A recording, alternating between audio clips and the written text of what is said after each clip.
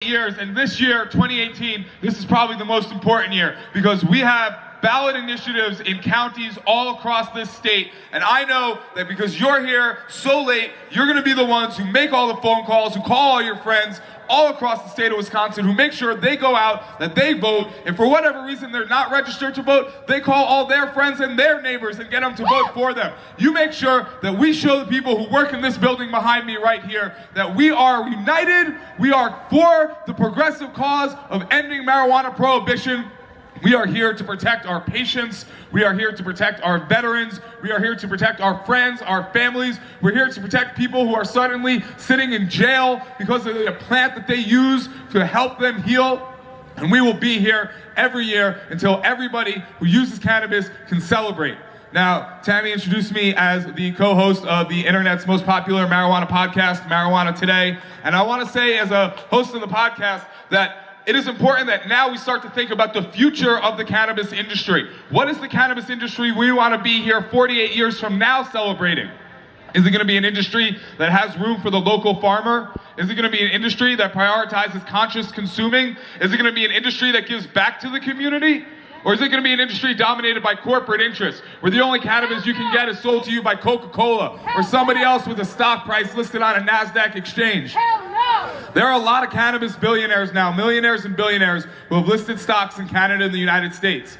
What a wild thing to say. I could not imagine at my first Harvest Fest, when I came here in the late 1990s, that I would say that there are people who have made millions of dollars legally selling cannabis through the stock market. Well, it exists today. Some of those are good businesses, some of those are less than scrupulous businesses. But what kind of businesses will we have here in the state of Wisconsin in the future if people like you do not go around making sure that your friends know what kind of cannabis industry you demand? A cannabis industry that is free, a cannabis industry that is clear, a cannabis industry that works for the people and the patients and the consumers, not necessarily exclusively for the corporate interests and the profiteers and the capitalists. We can do it. We can be here celebrating. I want to thank you all so much for staying out here through the rain, through all this. We've had a great time this weekend.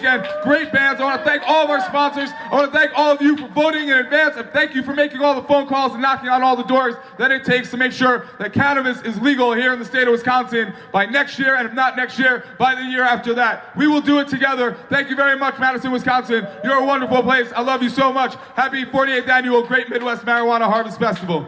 See you next year. Ladies and gentlemen, Dan Goldman, isn't he amazing? Okay, so we have the East Coast, we have the West Coast. Funny story. So Wisconsin and Nebraska, we've been rivals. Not just with our sports teams, but with also our hemp industry. Back in the day, just, maybe 40, 50 years ago, 60 years ago, we could legally grow hemp in Wisconsin. And our farmers, they profited from hemp. They fed their children and they grew and they prospered growing the hemp plant. But our Wisconsin farmers, they could never outproduce Nebraska. Nebraska was always number one. Wisconsin was number two in the nation for being hemp producers. And we could never outgrow Nebraska. Fortunately for us, but not so fortunately for Farmer Bill, we just recently legalized hemp in Wisconsin. Those are all those beautiful plants you see running around. That's 100% legal hemp grown here in Wisconsin. Now, Farmer Bill, he got one of those bills passed in Nebraska. They haven't moved as far as we have in the amount of time that we've done. So we've stepped it up. We're ahead of Nebraska now, but we need to keep that up.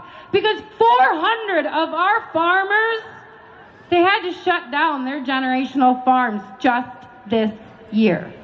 Even though we have hemp production, we're not utilizing it.